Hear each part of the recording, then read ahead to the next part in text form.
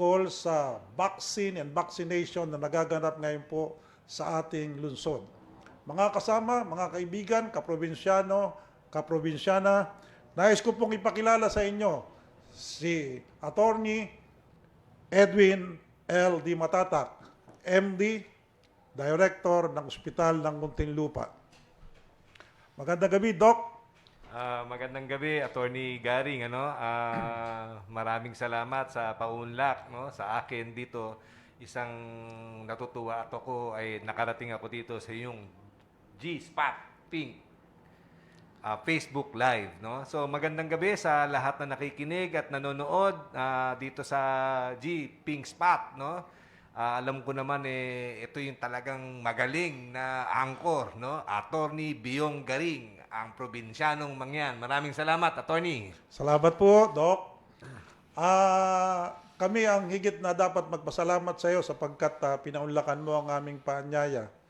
Ngayon, marami na po ang nagtatanong sa ating mga kaprobinsyano at kaprobinsyana tungkol sa kasalukuyang nagaganap dito sa lungsod ng Muntinlupa. Bilang direktor po ng Ospital ng Muntinlupa, ano na po ba ang mga achievement na isagawa ng inyong ospital para sa ating vaccine and vaccination dito sa ating lungsod? Maraming salamat, Attorney Biyong, at napuna mo at napagmasdan, no, na obserbahan ang effort ng City Government of Muntinlupa. Yung vaccination program po, ito po programa ng national at ibinababa ito sa lokal na pamahalaan, no. Ang Muntinlupa, ang City Government of Muntinlupa, sila po talaga ang in charge, no, ang nangunguna sa pagbabakuna, no. Meron tayong tinatawag na Moonkubak, no. Ito yung registration sa citywide, no, magpapa-register kayo sa Moonkubak, no.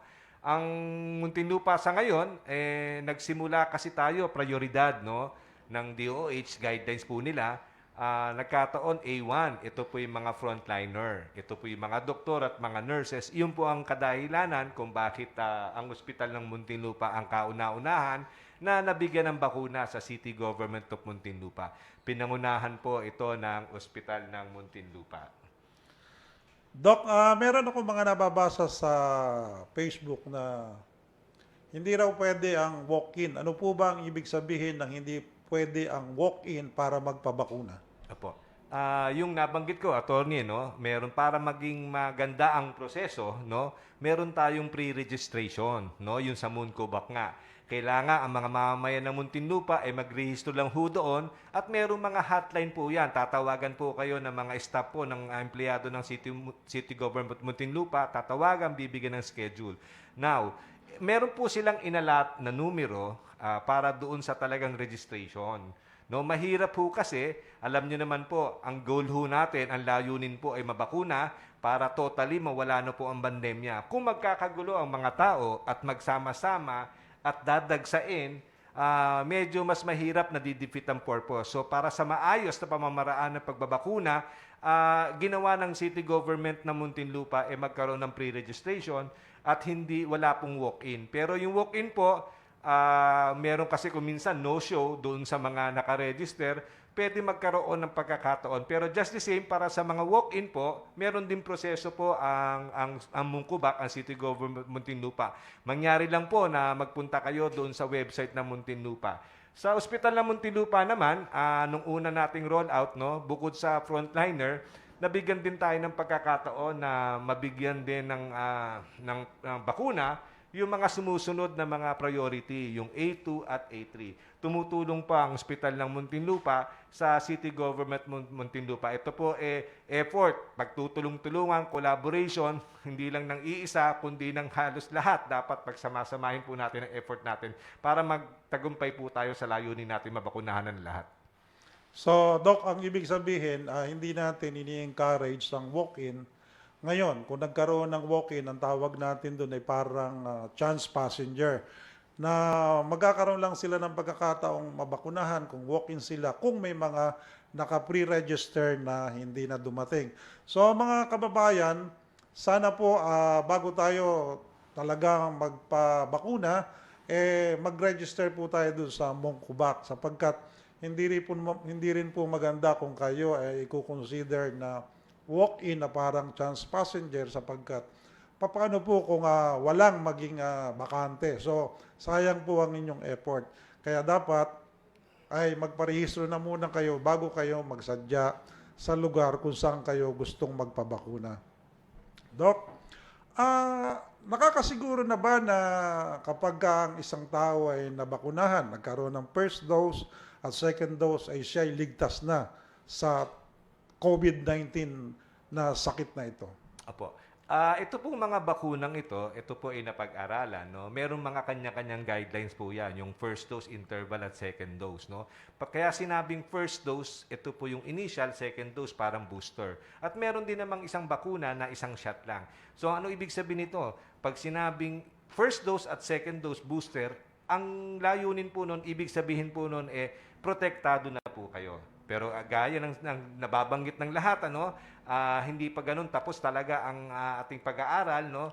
Meron pa talagang mga susunod na mga pag-aaral diyan at bibigyan tayo ng guidelines. Obserbahan, ito po yung pinaka last phase, no, ng trial. Talagang niro-roll out po sa lahat yan sa karamihan kasi kailangan na nga po. Base doon sa mga datos yon, saka natin bibigyan malamang ang DOH at WHO kung ano talaga ang final. Basta sa ngayon, as of this date, pag sinabing nakakumpleto ka na, ang presumption to doon na protektado po tayo. Mga kaprobinsyano at mga kaprobinsyana, maaaring napapansin nyo na napakagaling magpaliwanag ng ating doktor. At mapapansin nyo rin na siya, inintroduce ko kanina bilang attorney. Gusto ko lang pong ipaalam sa inyo na si Dr. Edwin Di Matatak, sa kabila ng pagiging doktor, siya po ay isang abogado at siya rin po ay isang infectious disease specialist. At meron din po siyang masteral degree sa hospital administration. Kaya mga kaprobinsyano, mga kaprobinsyana, ang kanyang mga paliwanag ay talagang kapakipakinabang para sa ating mamamayan. Doc, kung meron ka pang gustong ipaliwanag para dito sa ating vaccine and vaccination, nasa iyo ang sandaling ito para na sa ganon ang ating mga mamamayan ay lubos na maunawaan ang prosesong sinasagawa ng Ospital ng Muntinlupa. Maraming salamat, Atty. Biyong. Garing, yun nga po, ang layunin po nito ay maprotektahan ng lahat, no? Ang COVID po, ito po ay isang pandemya, no? Ito ay virus, no? Ito ay nagdudulot ng pandemya na saksihan po ng lahat, no? Kung kagaano kabagsik ho ito. Isang taon na tayong mahigit, no? Ang gobyerno, national, local, wala hong hinto ho yan, no? Lahat po tayo nagtutulong-tulong para masalinta na to, no? Matigil na tong pandemyang nito. At to name a few, andito na po tayo mga identification, testing, isolation, treatment, ang dami na po, lockdown, ang dami na po. Ang dami na nagsakripisyo, ang daming ginugol na panahon, pera, marami na rin nag-ano ng buhay, no, sa pandemyang ito. Andun po yung effort. Sa totoo lang, pwede pa namang ma-improve din po ito, pero nagawa na rin po natin ang lahat. Bagkus, andito pa rin ang pandemya itong taon ng 2021. Isang taon na ho tayo naghihirap. Ano ho dapat ang gawin natin? Ganun pa rin, improve lang ng konti, makinig sa mga protocol, mga guidelines ng gobyerno at tumulong po tayo, magkaisa-isa tayo. Anong difference? Ang difference number 1, mas marami ho ang COVID ngayon, mas marami ho ang critical, ang na-ICU at namamatay. Medyo mabagsik po ang dating po sa taong 2021. Anong difference? Ng isa pang diferensya, ito po ay ang strategy para sa taong ito. Nagawa na po natin lahat, improve natin, ang bago ho ngayon ay bakuna. Ang bakuna po, ito talaga ang last hurrah, ika nga natin, para maprotektahan tayo. Lahat ng health protocols nakakatulong, maganda ho yun. Pero ito ang pinaka-importante, ang bakuna para maprotektahan tayo. Ano ba yung protektadong sinasabi? Ang mga halos lahat naman po yan, pare-pareho po yung bakuna na yan, nagkakaroon ng diferensya, mga pakonti-konti. Ang importante, sinabi sa lahat ng bakuna, halos lahat sila, almost 100% po, na pagka kayo protektado, na bakunahan, hindi na ho kayo ma-ICU, hindi na magiging critical ang COVID nyo. Pwede ka pa magkaroon, pero parang ordinary ubot sipon na. Napakalaking bagay para sa atin po ito. Magiging ordinaryo na po siyang sakit na ubot sipon. So, ibig sabihin, wala na mamamatay, hindi na mahihirapan ng healthcare frontliners, hindi na magkakaroon ng full capacity sa ospital. So, masaya tayo, makakasama natin ang pamilya natin. So, yun lang po hinihiling ko. Ang dito pong effort, pagtulong-tulungan po natin, kailangan lahat po tayo magpabakuna. Let's all get vaccinated to be protected. Ang importante, para sa sarili, para sa pamilya, at sa mga kasamahan natin sa komunidad. Maraming salamat po. Doc, salamat din. Ngayon, kukumustahin ko lang ang turnout ng mga nagpapabakuna. Maganda po ba ang turnout?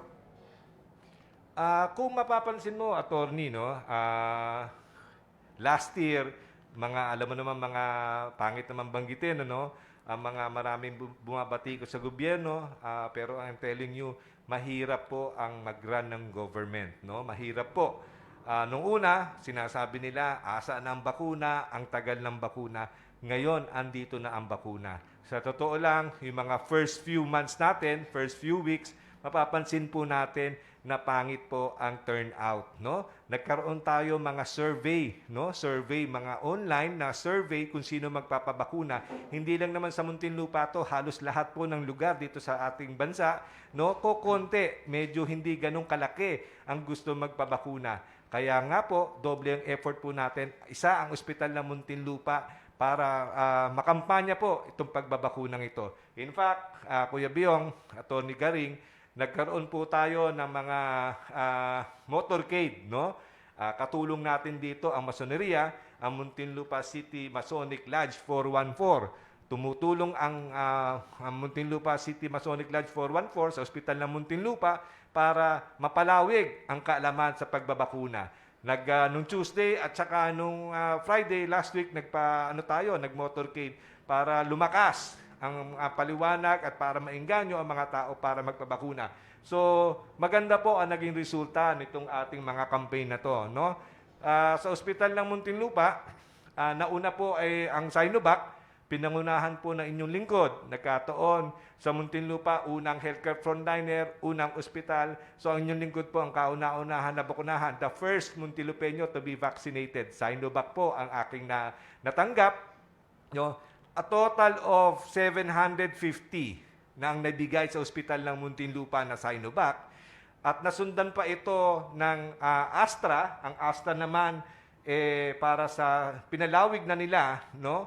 Ang A1, A2 at A3. So tumulang po tayo sa City Health, ang ospital ng Muntinlupa, para mabakunahan po ang lahat. Naka 1,693 po tayo ng Astra. At nasundan pa rin po ito ng Sputnik, Gamaleya. Sabi ko nga, nadidinig nyo rin po siguro na sa buong NCR, no, ilan po ang bayan sa NCR, isa ang Muntinlupa City na nabigyan ng Sputnik. 5 lang po ang nabigyan po nito. Primarily, ang DOH nakita, no, na masdan ng DOH na ang ospital, ang City Government of Muntinlupa, sa pangunguna ng ospital ng Muntinlupa ay masigasig, no? Masigasig na talagang ipalaganap, ipakita sa mga tao ang kahalagahan ng bakuna.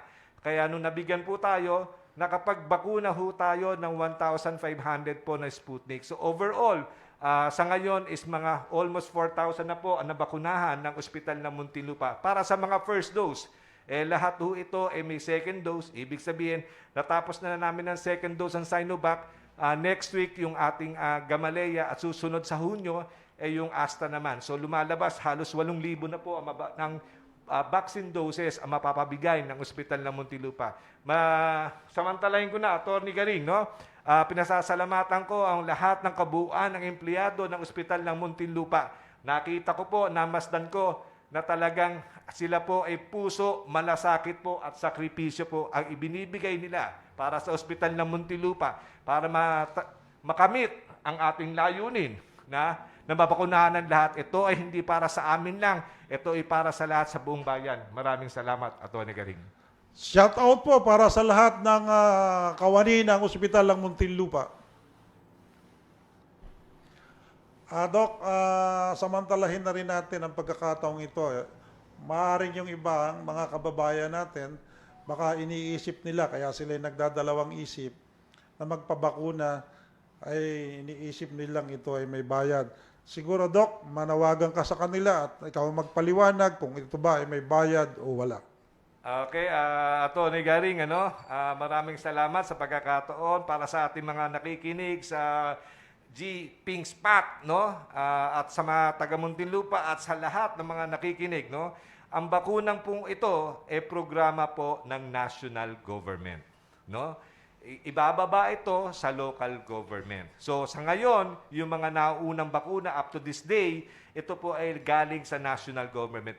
Libre po ito, no? Libre po ito. Talagang ito ay tulong, no? Obligasyon po ng pamahalaan na protektahan ang kanilang mga mamamayan. Ito po ay nasa saligang batas po natin. Libre po ito, samantalahin po natin ang bakuna. Medyo mahirap, no?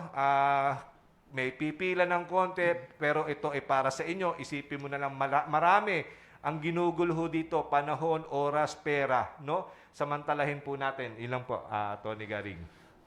Maraming salamat, Doc, at meron pong comment sa atin dito. Tanong po ni Miss Nisa Dimano ng Barangay San Antonio, Kalayaan, Laguna.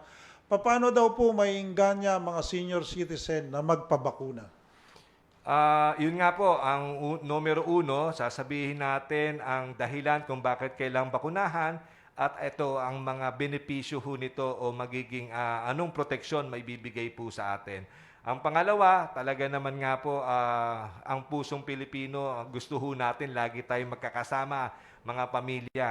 So kahit senior citizen na ho tayo, alam po naman natin na gustong-gusto pa rin natin makapiling, no, sa mahabang panahon ng ating pamilya. Ito po ang ikang paraan para makamit po natin yung mga ganito. At marami naman din po mga programa ang gobyerno na mag-online tapos mag-i-schedule para naman mapabilis po, no.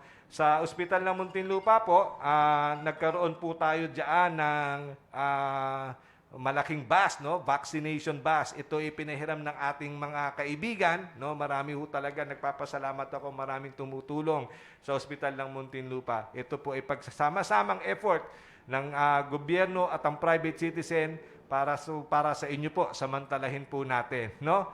So sa mga senior citizen po, alam ko kahit senior na ho kayo, malaki pa rin ang contribution nyo sa pamahalaan, sa mamamayan. Ipagpatuloy po natin, kailangan po natin ng bakuna. Libre po ito, para po sa inyo to. Sa totoo lang, kung mapapansin nyo, pangalawa ho kayo sa prioridad ng gobyerno. Ang una, healthcare frontliner. Ang pangalawa, kayong mga senior citizen. Mahal na mahal po kayo ng gobyerno. Samantalahin po natin. Maraming salamat po. Yan, Miss Nisa Dimano, narinig mo na ang tugon ni Dr. Edwin Di Matatak sa iyong mga katanungan. Doc, meron ka bang mga nagiging problema sa pag-implement ng vaccination na ito? Attorney, mahirap din talaga sa lahat naman ng bagay. Kahit anong programa, medyo mahirap i-implement. Lalo na po itong bakuna. Bakit nga po kamo? Number one, talagang kailangan mo mag-inganyo. Pangalawa, ito po kailangan natin i-maintain ang ating health protocol, mga social distancing. Kaya usually sa labas po ginagawa ito. So medyo mahirap mag-control ng crowd. Pangatlo, yung sinasabing registration. Kasi nga po, alam po natin na hindi ganun kalaki ang turnout po sa mga survey. Kaya sinasamantala po natin na talagang nag-iinganyo pa rin tayo yung tinatawag na quick substitution list, no? Yan po ang ginawa ng Ospital ng Muntinlupa. Para sa gayon, talagang mas marami ang mabakunahan. Ang pangatlo, yung pagiging delikado ng bakuna, lalo na po nitoong Sputnik at saka ng Pfizer. Yung sa Sputnik po, kasi po ito po mga medyo maselan, parte po ito ng virus, no? So talagang dapat mababa ang temperatura para ma-preserve niya yung efficacy ng bakuna. So ang ginagawa natin, kaibigan natin ng Asian Hospital, sila po ang merong storage, magkadikit lang po yan. So doon po natin nilagak, no? Maraming salamat sa Asian Hospital na napakamatulungin sa gobyerno.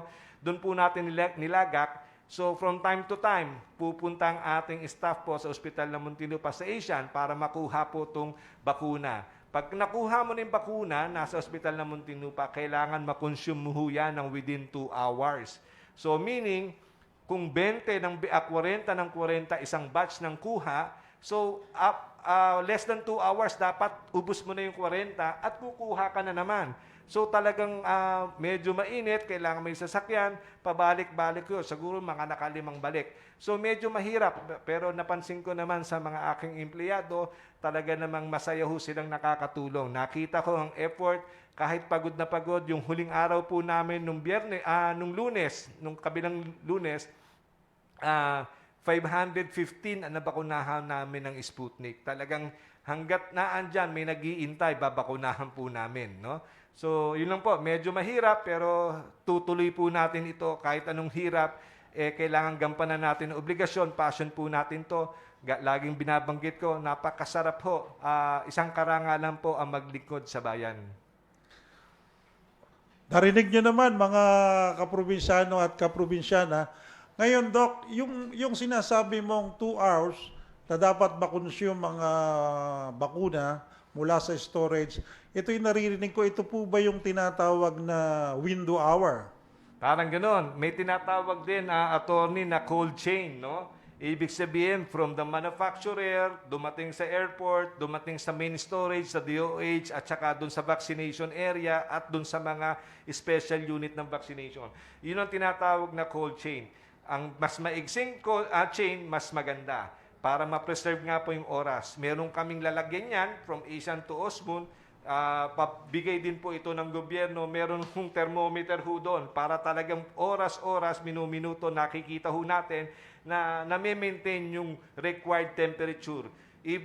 Kahit doon sa mismong vaccination area na mismo, nakatabi ang babakunahan, andun yung bakuna, meron din thermometer do, ino-observe ho yun na within 2 hours na dapat makonsume po yun. Mahirap, pero gagampanan po natin ang obligasyon. Andito po tayo para sa bayan po. Maganda ang tinura ni Doc. Ngayon, narito naman ang tanong ng ating isang kaprobinsyano na si Atty. Remelito de la Cruz. Sa dami pong klase ng bakuna, ano po ang pinaka-epektibong bakuna? Yan po ang kanyang katanungan. Attorney de la Cruz, no?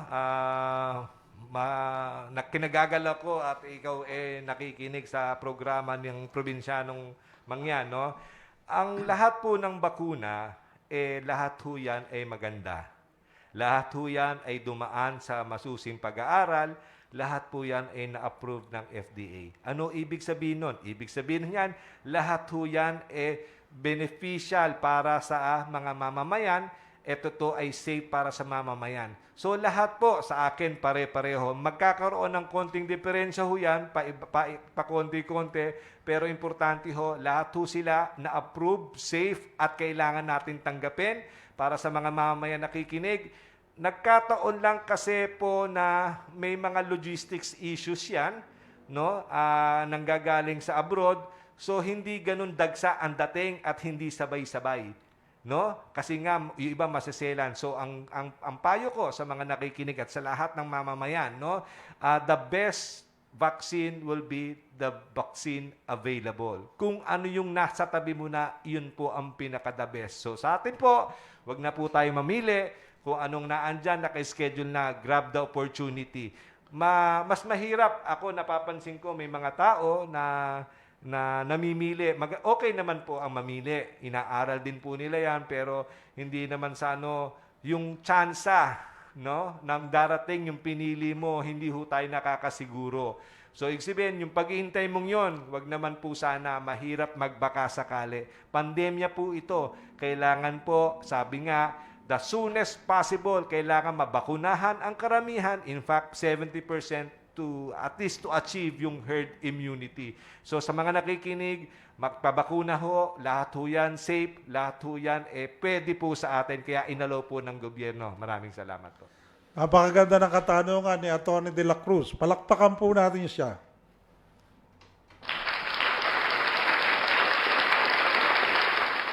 Maganda rin po ang tinuring ni Doc, yung kung ano ang meron, ay yun ang effective. Para palang, Doc, para pala itong dalaga, no? What is available is beautiful. Ngayon, may tanong pa rin dito si Mrs. Maribel Balonso at sinasabi niya na, Doc, kapag ka nag-COVID positive, kailan po pwedeng mag-avail ng vaccine o kailan pwedeng magpabakuna? Nasa magandang tanong, ano? Pero halos karamihan din po, yan po ang katanungan. May kasagutan po ang DOH ho dyan, no? Ito po ay guidelines, ito po yung sinusunod natin. Ang sabi ng guidelines ng DOH, 14 days from symptomatology. Ibig sabihin nun, pagka-recovered ka na, pwede na po. Basta 14 days ang pagitan, pwede na ho magpabakuna. Ayan, Miss Mabel Balonso, narinig mo ang tugon ni Dr. Di Matatak. So, siguro ay magkakaroon ka na ng pagkakataong mag-isip at kung kailan ka pwedeng magpabakuna. Medyo marami po tayong naitanong kay Dr. Di Matatak. Joy, pwede bang pahingahin muna natin siya para makasyat naman ng kahit tubig na sa ganon ay hindi siya mawalan ng boses. Ilagay mo muna doon sa ating music.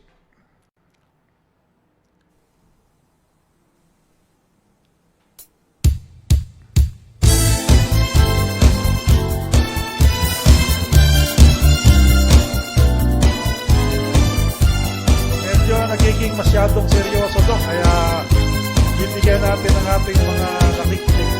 At habang may music po at nagpapahinga si Dr. Di Matatak, hayaan ninyo na batiin ko ang mga sumubaybay sa atin na nakaraang Biyernes na hindi ko nabati. Inuuna ko po si Atty. Iner Indona ng G-Resort. G-Resort sa Bulinaw, Pangasinan. Pagka kayo po ay namunta ng Bulinaw at gusto nyo mag-happy-happy, nandyan po ang G-Resort.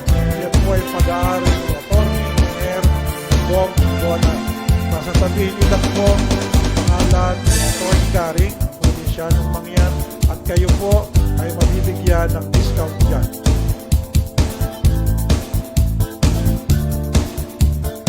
Binabati ko rin po ang ating magandang lalaki, magaling na judge ng Regional Trial Court ng Muntinlupa, Branch 206.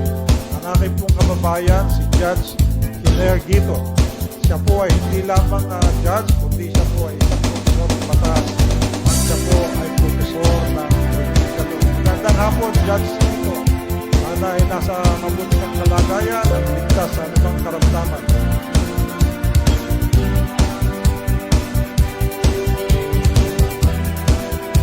Binabati ko rin po ang ating Chief of Police ng Muntinlupa. Andiyan po ang ating kaibigan, si Colonel Wong Pustig.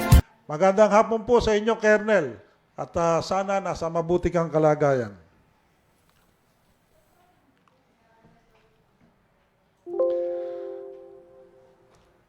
Joyce, walang music.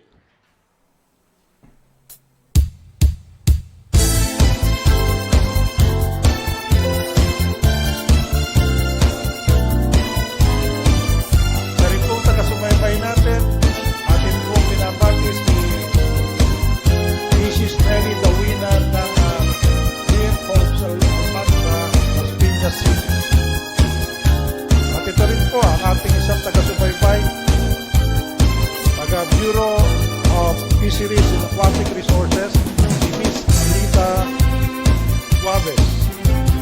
Ang ating pong taga-subaybay din, sa ngayon ay nakikinig si Miss Susan Tolentino Alcantara Siena. Binabati rin po natin ang ang aking inaanak sa kasal, si Stephen Hokiana, at ang kanyang may bahay na si Donna Hokiana, at ang kanilang anak na si Luna. Binabati rin natin, shout out kay Engineer Pop Raimundo ng Antipolo City. Binabati rin po natin ang ating kaibigan, si Mrs. Ging Biridiano Tuason. Ganon din po ang aking pamangkin na andyan nakikinig, nanonood sa ating Facebook, si Ricky and Jessica Santos. Ang akin pong brad, si Worshipful Master Alvin Fernandez. Magandang hapon sa iyo, Worshipful Sir. At ngayon po ay bago po natin ibigay muli ang mikropono kay Attorney Edwin Di Matatak, tayo po ay tumanggap ng isang tawag sa telepono noong nakaraang Sabado. At ito po ay may kinalaman sa ating tinatawag na titulo. Ang kanya pong katanungan, itago natin po siya sa pangalang Baby Elisa. Ang kanya pong katanungan ay, siya po ay may asawa, meron po silang lupa sa Antipolo.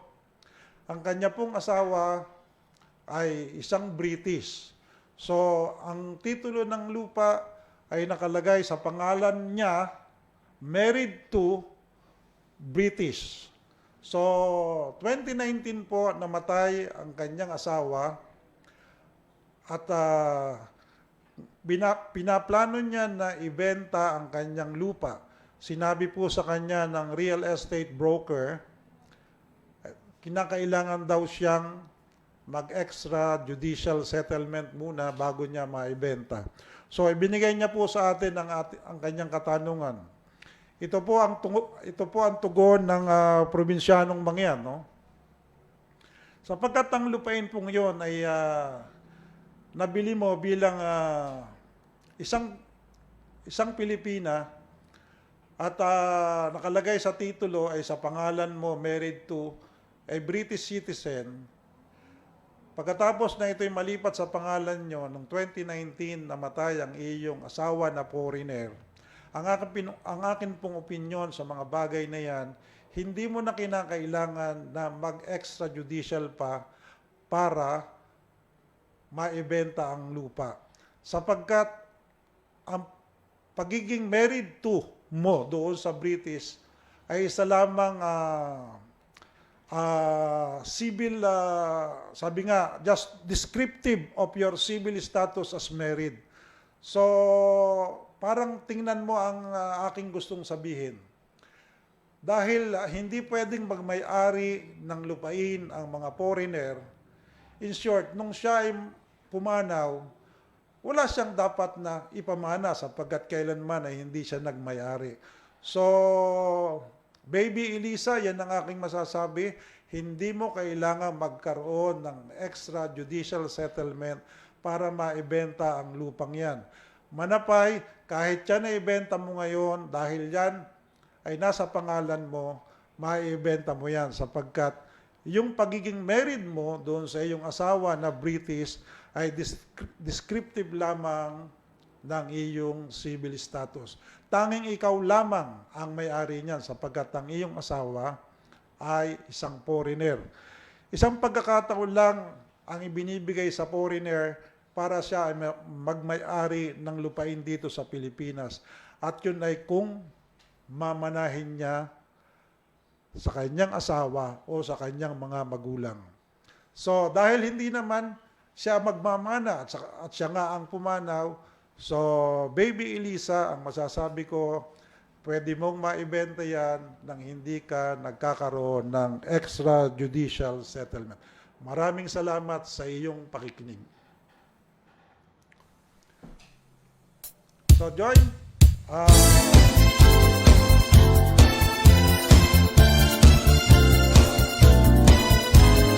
okay, balikan natin si Attorney Di Matatak. Ang tanong po ni Engineer Pop Raimundo, ano po basis para masabi na may herd immunity? Pag meron po ba nito, magiging normal na ba ang ating bansa? Yan po ang tanong ni Engineer Pop Raimundo. Engineer Pat Raimundo, maganda po ang inyong katanungan. Ito po ika nga guidelines o fact o konsepto sa infectious disease, no? Hindi natin kailangan, of course, mas maganda mabakunahan ng lahat. Gaya ng sabi ko, may mga pagkakataon at may mga kanya-kanyang rason na hindi natin mababakunahan ang each and everyone. Doon ang goal natin. Yun ang ideal. Pero sa pag-aaral, naging konsepto na ho ito, pag na-reach po natin at least ang 70% herd immunity. Ano ba ibig sabihin nito? Dahil mas marami na po ang nabakunahan, naprotektahan, ang virus po ay kusang mamamatay. Gaya ng sabi ko, ang konsepto ng virus, ng COVID-19, it's caused by a virus. Ang virus po ay mananatili yan sa tao. No? Hanggat may kinakapitan yan, pasalin-salin yan. 'Di ba? May halimbawa, may COVID ako, umubo ako, humatching, no? Yung virus yan maililipat. So ikaw, pag nailipat sa'yo, mabubuhay na naman yan. At pagka naghatching ka, lilipat mo naman. Iyon po ang mode of transmission ng COVID-19. Pero kung ang paglipat niyan, galing sa akin, napunta sa may bakunado, protektado, kusa na hong mamamatay ho yan. Hanggang sa mamatay na po ang lahat ho ng virus, yun po ang tinatawag na herd immunity. Yun po ang layunin natin. So again, kailangan po ma-achieve po natin, magpabakuna po tayong lahat. Maraming salamat po. Salamat muli, Doc. Meron pa uling katanungan si Miss Lulu Nunag. Pagkatapos po ba ng first vaccine, may specific duration of time po ba na dapat ma-inject na ang second vaccine? Yan po ang katanungan ni Lulu. Ma'am Lulu, no, nabanggit ko po kanina, marami pong vaccine na available, no, para sa COVID-19, panlaban sa COVID-19. To name a few, may Sinovac, Astra, Sputnik, at saka yung Pfizer, at Moderna, at J&J. No, madami po yan. No? Iba't ibang manufacturer, sila po ang nag-imbento, sila ang nag-manufacture, kaya magkakaiba ang kanilang interval. Yung interval, nabanggit ko na ho yun, yung first dose, initial, yung second dose, yung booster. Depende sa pagkakamanufacture, kaya po nagkakaiba ang interval. Ang Sinovac po, kailangan 28 to 32 days after ang interval ng first dose. Sa Astra, sinasabing 8 weeks to 12 weeks. In fact, pwede pang mas matagal po yan. No? Mas matagal ang interval, mas mahusay ho, mas maganda, mas epektibo. No? Doon sa Pfizer, sa Sputnik, 21 days. No? Sa Pfizer, parang 3 weeks din po. No? So, yun po. Sasabihin naman po sa inyo, kasama sa programa ng gobyerno, ng City Government of Muntinlupa at ng Ospital ng Muntinlupa in particular, pag nabakunahan na kayo ng first dose, bibigyan ho kayo ng card. Doon po nakasulat kung kailan po kayo babalik. Siguraduhin lang po na sa oras ng panahon ng second dose, kailangan po makabalik po kayo kasi nga importante para mabuo ang proteksyon, no? Para masabing ikaw ay protektado na, completed, dose completed. Yun lang po, Attorney. Maraming salamat muli, Doc. Meron pa ba tayong mga katanungan dyan? At ngayon po, nagpaabot po ng pag-imbita ang aming Worshipful Master at sinasabi niya na sa May 22 ay magkakaroon po ng simple celebration ang Charter Day ng Muntinlupa City Masonic Lodge number 414. So ito po ay gaganapin sa Muntinlupa Masonic Temple, Emerald Hills, Victoria Homes, Muntinlupa City.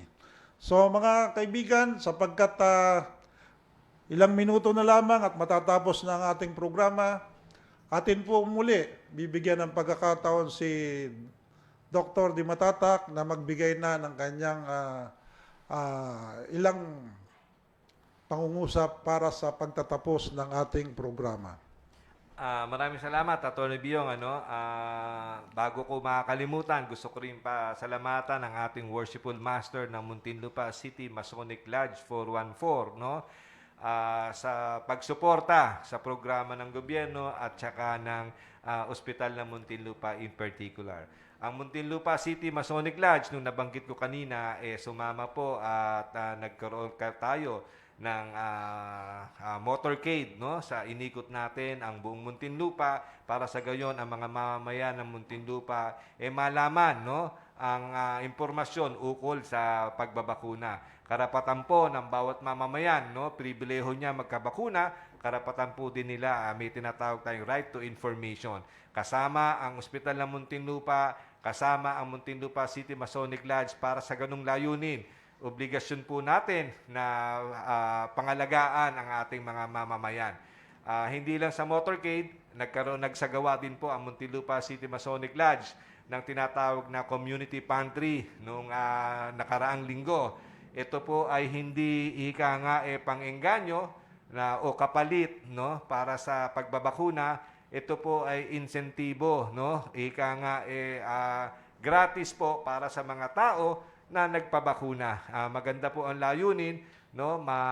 Maganda ang naging nangyari, napaka-smooth, hindi yung inaabutan na lang po ang mga bawat nagbakuna. Maraming salamat, Worshipful Master Ed Bellarmino. Pagpalain po kayo ng mga po may kapal ng ating gauto, no? Attorney, yung sa bakuna naman, no?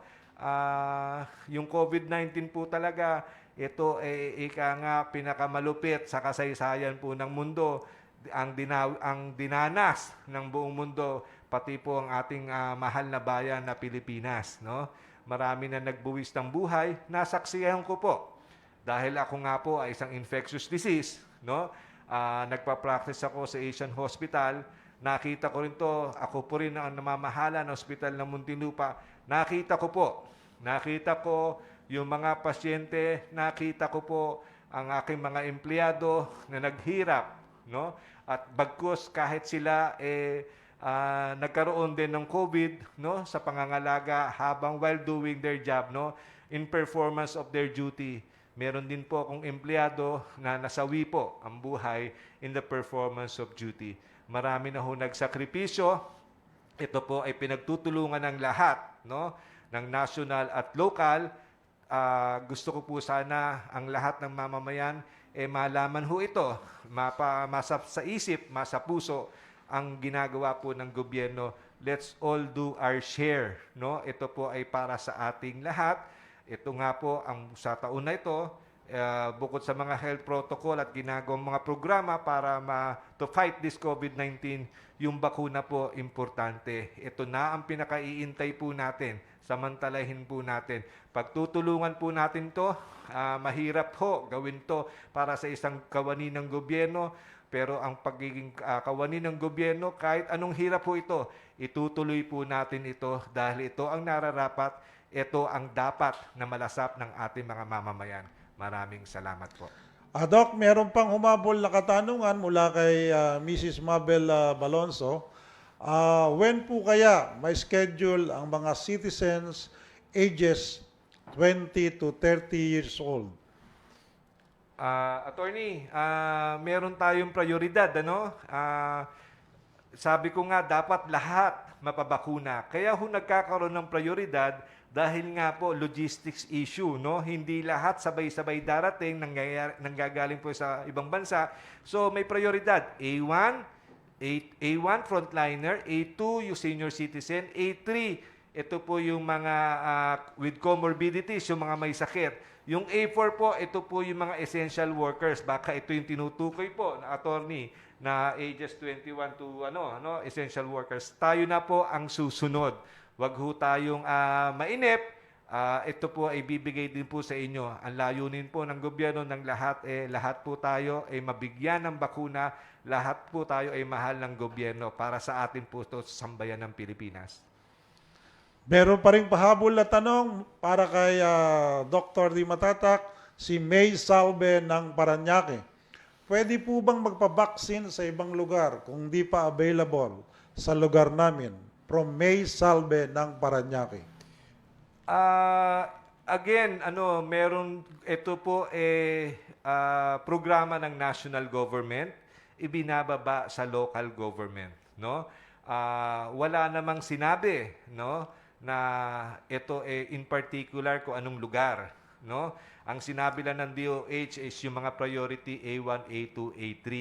Yung mga sa lugar, wala pong nabanggit. Pero dahil nga po, local government po ang nagsasagawa, ang nag-i-implement po nito, ika nga, masasabi ko, mas para sa maayos na paparaan ng implementasyon, mas maganda ho kung nasaan lugar ho kayo, dun po kayo. Pero may mga pagkakataon naman po na sa ibang lugar na pupunta, kasi nga po kung maipapasok sa ibang lugar, wala naman po akong nakikitang problema doon. Ang importante lang po, koordinasyon ng bawat LGU.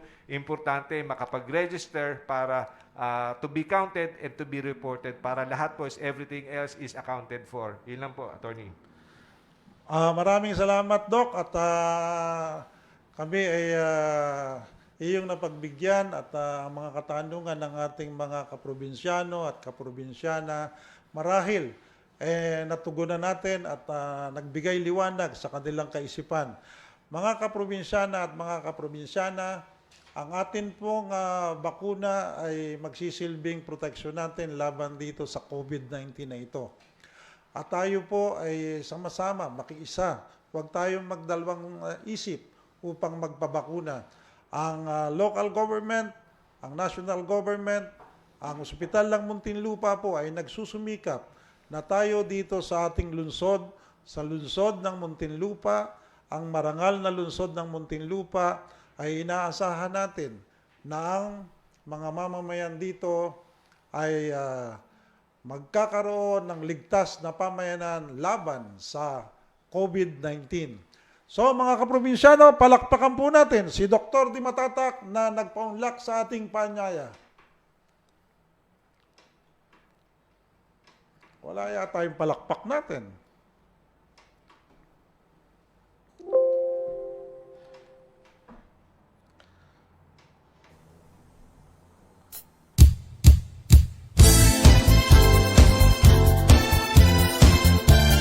Okay, nawala ang palakpak. Sige, tingnan natin. Nasaan na ang palakpak? Nagkakaroon po ng technical glitch ang ating studio. Pero sa kabuuan po ay naging maayos po ang ating programa at mga kaprobinsyano, mga kaprobinsyana na sumubaybay sa ating Facebook Live dito sa Jeeping Spot. Kami po ay nagpapasalamat sapagkat nabigyan nyo kami ng pagkakataon na makapagpaliwanag. At higit sa lahat, pasalamat po kami kay Attorney Edwin L. Di Matatak, ang direktor ng Ospital ng Muntinlupa. At ngayon po ay meron pa tayong 12 minuto at babatiin po natin ang mga taong tumulong upang ang ating studio ay maisakatuparan dito sa number 29 National Road, Lodora Village, Tunasan, Muntinlupa City. Ito po ang Jeeping Spot Facebook Live Studio. At nais ko pong pasalamatan ang aking brad na si Noble Chris Rubio. Siya po ay isa sa mga tumulong na mabuo ang ating studio. Ganon din po si Noble Ray Noble, na siya po ang namahala sa ating mga tarpaulin dito. Ang atin pong IT expert, siya po ay narito ngayon at nanonood dun sa labas ng studio, si Lito Balita. Siya po, yan pong si Lito Balita, paghawak po niya ng cellphone niya, bumubukas ang bahay nila sa pamamagitan lang ng kanyang cellphone. Kaya nakakatuwa sapagkat yung aircon nila sa bahay bumubukas sa pamamagitan ng kanyang cellphone. Yung gate nila bumubukas sa pamamagitan ng kanyang cellphone. Talagang isa po siyang IT expert. Isa pa rin po sa tumulong sa atin ay si Christian, mas kilala sa tawag na Ayan Clarito. Isa rin pong IT expert. Kasama rin po nating nagsagawa rito ng tungkol sa pagpapaganda ng ating sound sa loob ng studio. pasalamat po ng Jeeping Spot kay June Malaki. June, maraming salamat sa iyo. Narito rin po kanina si Leo, nalimutan ko lang itanong ang apelyido. Siya po ang nag-aasikaso naman sa ating mga microphone upang nang sa ganon ang ating boses. At narinig naman po ninyo ang boses ni Attorney Edwin Di Matatak para pong boses ni Marco Season. Kala ko nga po siya ay kakanta. So mga kaprobinsyana, maraming salamat po sa inyo. Meron po tayong 10 minutes. Bibigyan po namin kayo ng kaunting music. Music, please.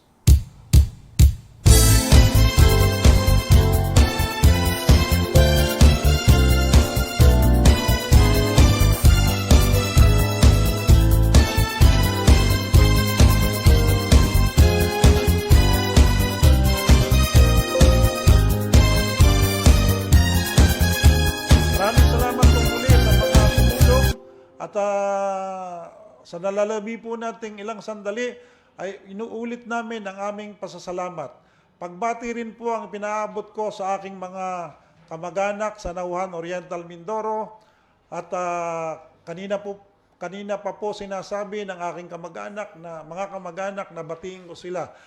Ang mga Manumbali family ng Nauhan Oriental Mindoro, ganon din ang Raimundo family, ang Garing family, ganon din po ang kamag-anak ng aking may bahay sa Baliwag, Bulacan, ang Gamboa family. Meron pa po tayong 12 minuto para sa ating programa.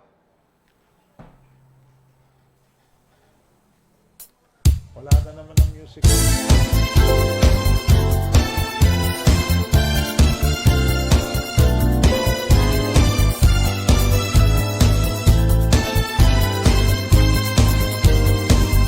Mga kaprobinsyano at mga kaprobinsyana, ang ating pong programa ay magsisimula ng Lunes hanggang Biyernes sa ganap na ika-6 at ika-7 ng hapon.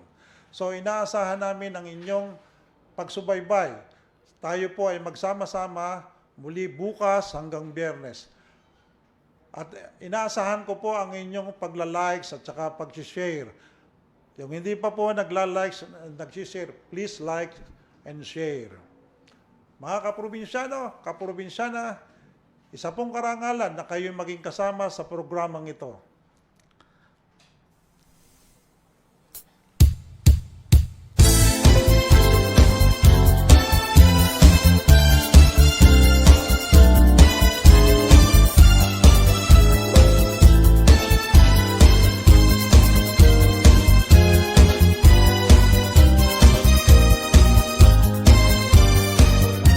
Ng ating nabanggit na, ang ultimate purpose po ng programang ito ay kung kayo po ay may mga katanungan tungkol sa inyong mga titulo, sa inyong mga ari-arian, ang inyong lingkod ay nakahandang magbigay ng opinyon upang tumugon sa inyong mga katanungan.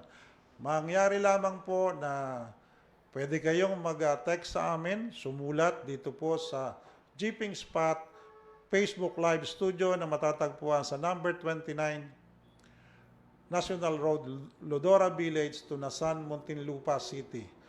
Mga kasama, mga kaibigan, mga kaprobinsyano, ay narito po ang awitin muli bago po tayo tuluyang magsara ng ating programa.